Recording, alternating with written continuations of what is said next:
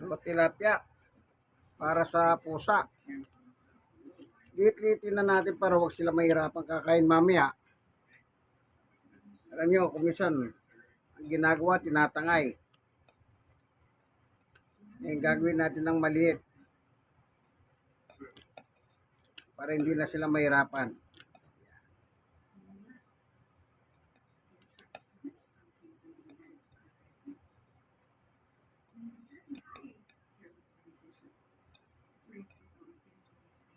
Kain ito, malaki ito.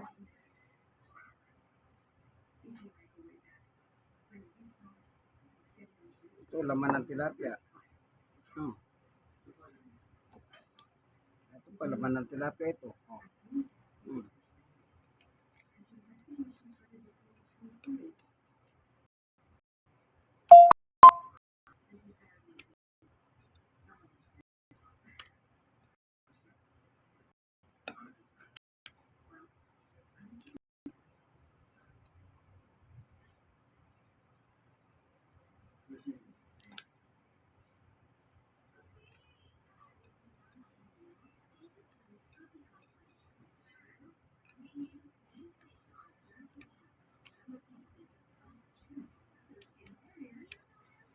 Ano ito? Ulo ng tilapia, malalaki.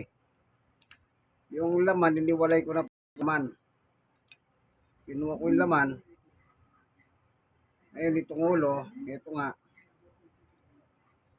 Ibibigay ko sa pusa mamaya.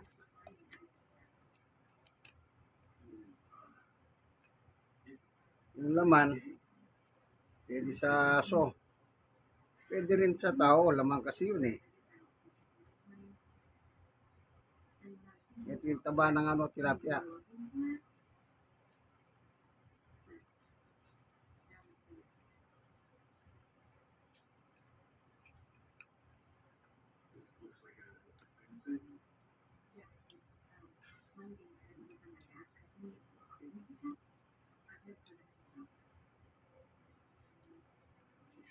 Ayan.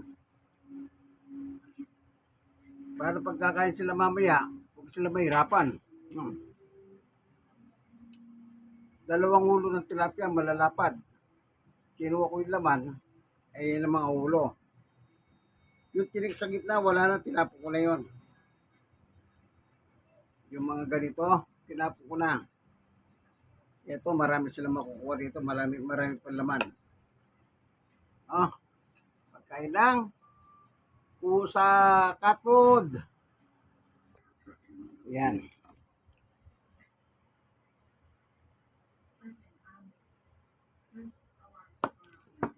Bibigyan natin kay Chuning Chunang. Mag-asawa po sayo.